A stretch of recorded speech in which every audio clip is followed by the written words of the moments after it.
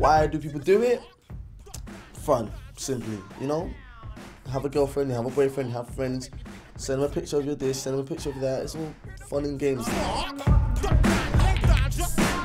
For many young people, it's flirting, exchanging images and videos through their phones. But while sexting may seem quick, easy and fun, it can lead to shame. Within seconds, photos can be transferred to somebody else, and then where they end up is out of control. With most phones connected to the internet, a couple of keystrokes and they can be posted on social networking sites accessible to millions. But some of this content that is exchanged this way by young people is sexually explicit, and the consequences can be perilous. Childline say the results of its recent survey show that teenagers are taking huge risks.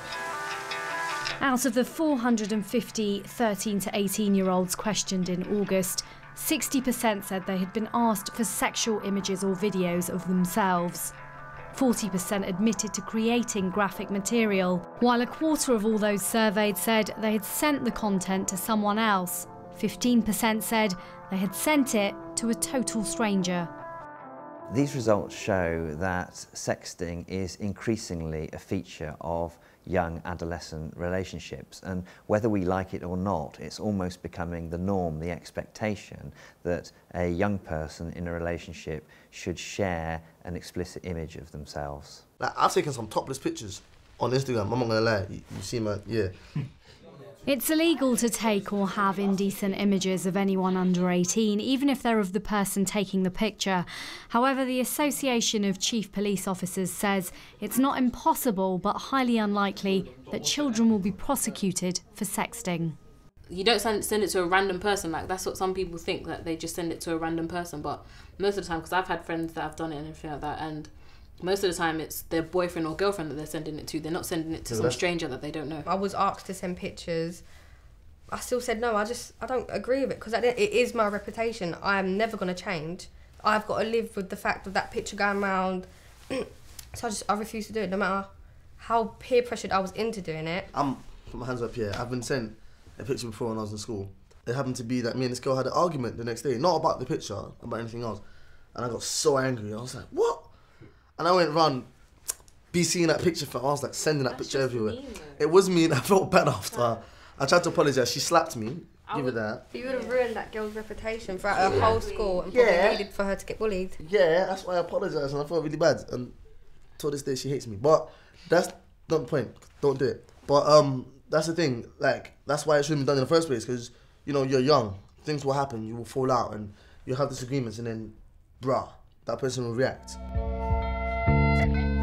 Easy access to hardcore pornography online is said to be fueling a desire to imitate porn stars.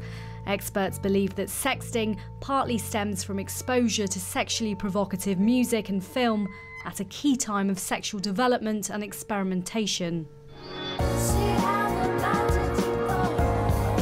This video, titled Exposed, was produced by CEOP to educate young people about the possible ramifications of producing and exchanging sexual content.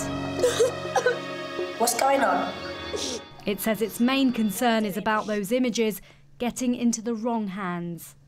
We're very concerned about the potential consequences of sexting, the consequences when images get out of control. Now, one of the figures in today's findings is about 15% of the young people who sent images sent them to total strangers. And what we're seeing is abusers taking advantage of this and getting images out of young people and then blackmailing them for more by saying, if you don't do more for me, I'll send these to your family or your friends.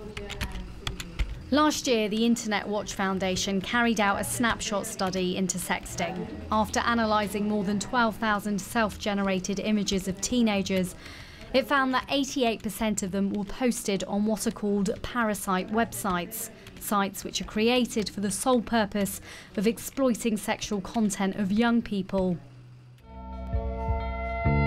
Now the IWF is joining forces with Childline to help get inappropriate images taken offline. But experts say once the photo is out there, it's difficult to eliminate it completely. The IWF simply needs proof that the image is of a young person under the age of 16. So with Childline's help, if we can get proof from the young person of their age, then that's all the IWF need to take the image down. Of course, it's very much better if the young person hasn't created the image in the first place. Sexting is nothing new, but the number of young teens that own a smartphone has gone up by 20% over the last year. By the end of this year, it's estimated that more than 90% of teenagers will own a mobile. Using smartphones is their preferred method of accessing the web. All this is driving calls for the government to do more to educate young people about the potential dangers of self-generated sexual content.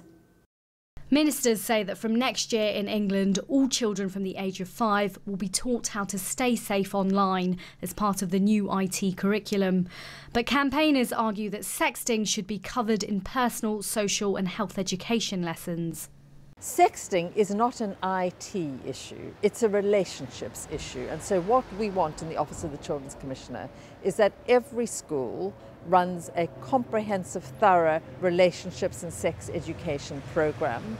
That is a whole school program, so all staff are aware, whatever they teach or whatever they do, and that the content is relevant and pertinent to children's lives. That is, it must cover things like sexting and use of mobile technology. I think sexting all narrows down to self-esteem, especially when it comes to girls. Most girls of my generation do it for attention, to try find love out of it, but it usually is the wrong way. It's clear that for some young people, a sexy snap sent to a boyfriend or girlfriend can have devastating consequences. But as technology continues to evolve, sending graphic pictures will become easier, raising questions of how and if teenagers can be restricted from sexting.